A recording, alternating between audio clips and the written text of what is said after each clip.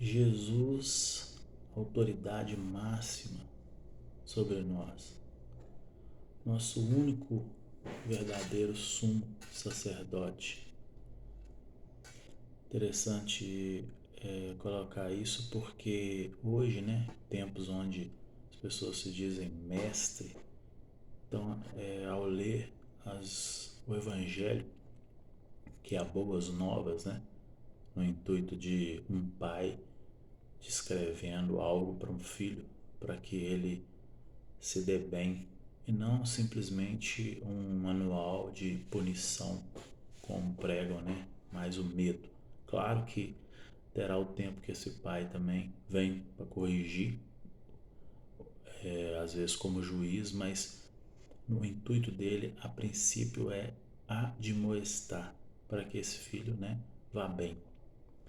E o nosso único sumo sacerdote, que é Jesus, mestre, porque viveu durante 33 anos, 10 anos para cada ano de ministério, né, dos 30 aos 33, então adquiriu conhecimento e propriedade na pele humana para poder nos admoestar. E por isso era chamado de mestre, sumo sacerdote, porque este foi o cordeiro que morreu por nós, e todo aquele trabalho dos sacerdotes de fazer a nossa expiação perante Deus com o sacrifício, ele fez o sacrifício vivo, e a partir daí passou a ser o nosso único sumo sacerdote e nosso pastor, porque ele que cuida, né, de todas as ovelhas, e nós levamos o amor de Cristo ao nosso próximo, mas o único que pode fazer um trabalho que só ele pode fazer, né? Nós não temos essa capacidade. E a autoridade de Jesus e o batismo de João Batista, né, é colocado aqui em Lucas 20, de 1 a 8, que já foi objeto de leitura em Mateus 21, né, de 223, de 21, né, do vídeo 223, em Marcos 11, o vídeo também 231, e a autoridade de Jesus era debatida, né, entre os fariseus. E eles indagavam. João Batista, ele batiza, né, em nome dos céus ou em nome da terra, né, dos homens? E aí ele questiona para eles, ele fala, olha, eles perguntam para Jesus, né, que autoridade que ele tinha para fazer aquilo, e aí Jesus os indaga, né, se João Batista batizava em nome dos céus ou em nome dos homens. E aí coloca eles numa situação difícil, porque se eles falam que é em nome dos céus, ele ia perguntar por que então não eles não acreditavam nele. E se ele fala que é em nome dos homens, eles seriam até apedrejados, porque o pessoal ali, né, que seguia o profeta João Batista, não ia aceitar isso. Então, o cuidado que temos que tomar é que, para não cometer o erro dos fariseus, né, de interpretar a palavra, ler a leitura, mas em vez de interpretar como manual para que você se dê bem, para que você não tenha problema e não seja apenas punido, né? Porque Deus não é um Deus sádico que tem prazer em ver sofrimento alheio, mas essa leitura ela tem também que moldar a sua vida de alguma forma, fazer com que você vê pessoas que vão às vezes a templos e essas pessoas elas não são mudadas com o tempo, né? Elas continuam com as suas arrogâncias, com as suas prepotências, com a forma de pensar, a forma de não amar, né, o próximo, a forma de conduzir a vida de um jeito que parece que não faz diferença nenhuma. Elas estão ali simplesmente indo atrás de algo para si próprio, né, com objetivos de mudança que às vezes nunca acontece, porque na verdade o reino de Deus, como diz no estudo que a gente fez anteriormente, né, ele está dentro de nós. Então é essa mudança, né? Como terapeuta eu sei bem disso. Você trabalha para que a pessoa reprocesse e ela encontra a paz e o espírito para ela se conectar ao Criador. Então, se você não tem essa coisa de dentro para fora, né, não tem essa mudança, dificilmente você vai perceber essas coisas. E a parábola dos lavradores maus também, né, lido em Lucas 20, de 9 a 18, também foi lido no livro de Mateus 21 e Marcos 12, vídeos 233 e vídeo 231 que nós já gravamos, né? E ele fala sobre a parábola dos lavradores maus, né? E ele fala que o lavrador se ausentou e o homem, né, se ausentou e deixou que os lavradores cuidassem da lavoura.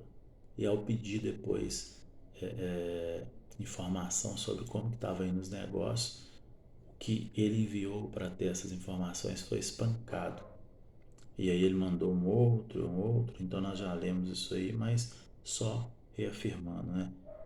E então é mais ou menos a ideia, né, dos profetas que vêm para admoestar-nos de que estamos no caminho, né, numa conduta equivocada, e ao invés de ouvi-los, às vezes nós fazemos como esses lavradores maus, né? Espancamos ou queremos fazer mal a estes que nos alertam do nosso erro. E a questão do tributo também, em Lucas 20, 19 a 26, também lido no livro de Mateus 22, vídeos 224 gravados, e Marcos 12, né, vídeo 231. Então a questão do tributo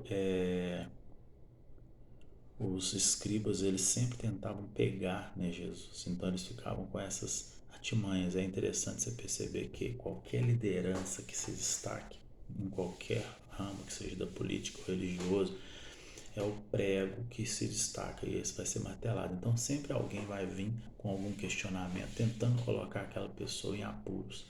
E ela tem que ter uma habilidade, uma inteligência emocional, né, para não entrar nessa pilha, para saber responder com bastante inteligência emocional e não se perder, porque é natural que aquelas pessoas tentam, e eles faziam isso com Jesus. E aqui eles falam, né, se era certo pagar os impostos, como a gente já viu lá em Mateus e Marcos, e aí ele fala, olha, pega a moeda, né, olha de um lado, qual que é a esfinge que está, aí eles falam de César, então dá a César o que é de César, dá a Deus o que é de Deus. Eles não conseguem pegar, mas é interessante que ele não tira a autoridade de César, e César era o representante, né, de Roma, e os judeus eles viviam sob o domínio de Roma. Portanto, que poucas pessoas sabem que os três que foram presos para ser crucificados por causa de um suicídio que aconteceu na Revolução, Barrabás e os outros dois que estavam do lado de Jesus, eles em grego, né, a palavra lestai, né, diz respeito a revolucionários e não cripto ladrões, né, como a maioria das pessoas pensa. Então, era um momento muito conturbado. Os saduceus também, a ressurreição, nós temos essa passagem em Lucas 20, de 27 a 40, lido também no livro de Mateus 22 e Marcos 12, né? Vídeos já gravados 224, 231 anteriormente. E aqui chega, né, algum dos saduceus e pergunta, né, mestre, você deixou escrito que se morrer um irmão, né, de alguém, sendo aquele casado, não deixando filho, seu irmão deve casar com a viúva e suscitar descendência ao falecido. Ora, aí eles falam, né, havia 7 irmãos, aí um morreu, o outro tomou partido ali da mulher, esse veio a morrer, novamente o outro, e assim sucessivamente. E quando ressuscitar, como que vai ser? E ele diz, né, que ao ressuscitar todos serão anjos. E é interessante que ele ainda termina, né, esse estudo aqui de Lucas, que nós já gravamos vídeos e já vimos em Mateus e Marcos, dizendo que Deus, né, quando Moisés fala, né, indicando nos trechos lá na sarça sobre o Senhor Deus de Abraão, Deus de Isaac, Deus de Jacó, quer dizer, Deus não é Deus de uma pessoa morta. Então, para Deus, mesmo esses não estando já mais na terra naquela época, eles viviam, né? Para eles estavam vivos, porque para Deus a pessoa só passa, né, de uma dimensão para outra, desse plano, né, para outro. Aqui é onde teve o aprendizado, mas ele não morre. Ele simplesmente depois ressuscita o corpo, mas o espírito não morre, né? E temos ainda sobre o Cristo, filho de Davi, né, em Lucas 20, de 41 a 45, e Marcos 12, também vídeos referidos acima, né, o vídeo 224 e 231 já gravado. E aí eles falam, né, porque o Cristo, né, seria o filho de Davi. E ele indaga, né, como que pode, né, Cristo ser filho de Davi. A gente sabe que é de uma linhagem, né, que vem Jesus da linhagem de Davi, porém a questão humana, né, ali, porém ele ainda fala, né, pois Davi chama o Senhor, ele fala, né, assenta-se à direita do meu Senhor. Então quer dizer, Davi, ele é de uma linhagem que Jesus depois vai ser o sucessor lá no final da linhagem lá, da genealogia, né? Então por isso que eles falam filho de Davi, tem essa colocação. Mas é interessante você perceber que Jesus, ele vem, ele tem um aprendizado ali durante o processo, inclusive passa ele pregando no templo, né? E inclusive a mãe dele observando, só observando, não dizendo nada. E ele vem para interpretar a lei de uma forma racional. É como ele fala em relação ao sábado, né? Se um animal seu cair, você vai deixar de salvá-lo só porque é sábado. Então ele vem com alguns questionamentos, porque ele percebia que as pessoas elas usavam, né, o conhecimento do evangelho cegamente, simplesmente como um rito. E esse que é o problema, né, a religiosidade, e não o intuito de compreender, né, profundamente sobre aquilo, né, e o que se trata, e o que realmente é importante, que é o amor a Deus sobre todas as coisas, e o amor ao seu semelhante, porque se você não o perdoa, como que o Pai lhe perdoará, né? E novamente Jesus censura os escribas em Lucas 20, 45, 47, já lido em Mateus 23, vídeo 225, e Marcos 12, vídeo 231, novamente, né? E ele fala, né, guardai dos escribas. Os escribas na época eram as pessoas que escreviam, né, as leis, interpretavam. Tinha os fariseus, que eram os religiosos da época, e os saduceus, que eram os políticos. E ele fala, guardai deles, porque eles gostam de sentar nos melhores lugares, eles gostam de aparecer. Então, quer dizer, você não pode usar o conhecimento simplesmente para passar, né, essa imagem de tanta busca da lei que você tem, das escrituras, se isso não faz diferença, né, na sua vida, principalmente em termos de amar a Deus sobre todas as coisas e seu próximo como a ti mesmo. E amando seu próximo como a ti mesmo, você não estará, né, como hoje o mundo caminha em prol de só retornos financeiros e bens materiais. Essa era uma das grandes intuitos dele, né, e não deixar ir por essa linha. A oferta da viúva também é descrita aqui, né, em Lucas 21, de 1 a 4, e Marcos 12, vídeo 233, que ela dá a oferta ali, né, e ele fala que ela deu, na verdade, mais do que todo mundo, porque ela deu tudo que ela tinha, né, de coração. Então é igual quando ele indaga lá para aquela pessoa, chega para ele e pergunta, né, o que eu preciso fazer para ter o reino dos céus, alcançar, né? E ele fala, olha, você faz isso, faz aquilo, quer dizer, obedece os mandamentos. Ele fala que faz tudo, e ele fala, então falta só uma coisa, vai lá, vende tudo e dá para os pobres. Na verdade, ele não queria, eu acredito eu, né, minha tese, de que realmente aquela pessoa fizesse aquilo. Ele só queria mostrar para ela que o coração dela estava ali e ela estava se perdendo ali atrás daquelas bens materiais e ela não tinha Deus, né, como sobre todas as coisas como deve ser. Então a viúva ela deu tudo, né? Então ela desprendida. Ele fala também sobre a destruição do templo em Lucas 21, de 5 a 6, vídeos também 226 e 231, de Mateus 24 e Marcos 13, onde nós já fizemos esse estudo, né? E a destruição do templo fala muito sobre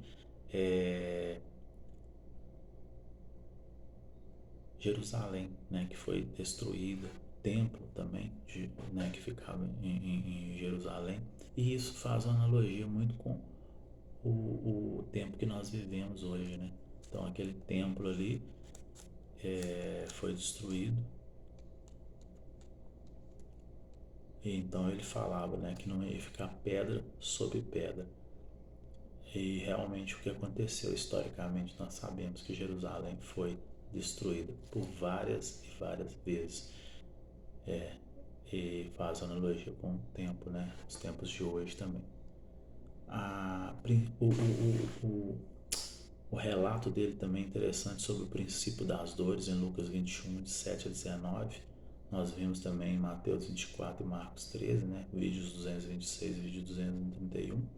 Mas ele fala, né, que quando as pessoas perceberem, né, alguns sinais de guerra, de tudo que ele alerta, né, e nós vimos até os dias de hoje, naquela época, uma analogia sobre a destruição de Jerusalém e hoje também, né, sobre a destruição, o caos, né, do mundo e a vinda dele.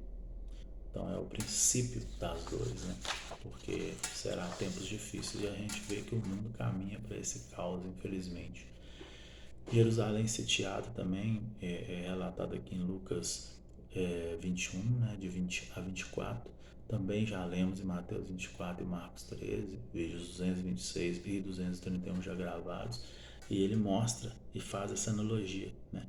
Quando, porém, vede Jerusalém sitiada de exércitos, saber que está próximo à devastação, né? Ele fala que quem estiver no lugar não sai, e vai ter muita aflição, e isso também historicamente aconteceu com Jerusalém, porém é um alerta sobre os tempos modernos de hoje, aonde também a destruição, né, do mundo irá acontecer. E aí ele relata a vinda do Filho do Homem, em Lucas 21, de 25 a 28, também Mateus 24, Marcos 13, objeto, né, de vídeos gravados 226, 231 já por nós, e ele fala sobre a vinda do Filho do Homem, né, que haverá sinal no sol, na lua e nas estrelas e sobre a terra, e será abalada, e todos verão, né, o Filho do Homem vindo nas nuvens. Aqui já é uma coisa concreta, né, dos finais, né, do tempo, onde aquele que não acreditou que era mal, que ao colocar o mal ali na desobediência do Éden, todos nós herdamos essa maldade, ela vem até hoje, e o homem não admitindo isso, não colocando Jesus para equilibrar esse mal, ele vai acabar por amargar, né, esse final dos tempos de uma forma muito ruim. Não porque ele equivocou, pecou, criou algum tipo de situação. Não que isso esteja correto, mas o Evangelho alerta, demonstra justamente para ele se dar bem, né? Ele ser bem-aventurado. Porém, naquele dia, independente dele ser ou não bem-aventurado por ter seguido, né, esse roteiro de como se dar bem, de como suceder, né, e não ter menos problema na vida, porque a vida ela o mundo, né, é reinado pelo mal desde que o homem deu esse poder para o mal. Porém, naquele dia ali, aquele que não reconheceu, né, esse pecado e que Jesus, seu Filho, é a única forma, só por intermédio dele o Pai pode olhar por nós, esse vai ter dias muito mais difíceis do que vai ser para todos. E aí, finalmente, aqui quase finalizando a parábola da figueira, né, exortando a vigilância, É, ele fala, né, quando a figueira começa a brotar, a árvore, né, você sabe que vem o verão, né, que ele está próximo, e assim, quando acontecer essas coisas, né, você sabe que está próximo. Então, acautelai para que não seja pego, né, de surpresa. E, por fim, o povo vai ter com Jesus, né, para ouvir. Diz aqui em Lucas, esse que eu li também já foi objeto de sobre a parábola da figueira, exortação à vigilância, né? Em Lucas 21, de 29 a 36, já foi objeto também em Mateus 24 e Marcos 13, vídeo 226, 231. Porém, o povo vai ter com Jesus para ouvir, e esse é um relato novo aqui, não tem em Mateus e Marcos, né? Que o povo vai ter com Jesus para ouvi-lo. E é interessante que fala que Jesus ensinava todos os dias no templo, mas à noite saindo ia pousar no monte chamado das Oliveiras. Então você vê a simplicidade e a busca por um lugar que te trouxesse paz de espírito e uma intimidade com o Pai. Às vezes nós tememos a Deus, mas é difícil ter intimidade com Ele por causa dos nossos pecados, né? Da nossa falta de busca e de intimidade com Ele, né? E isso faz toda a diferença. Jesus tinha isso.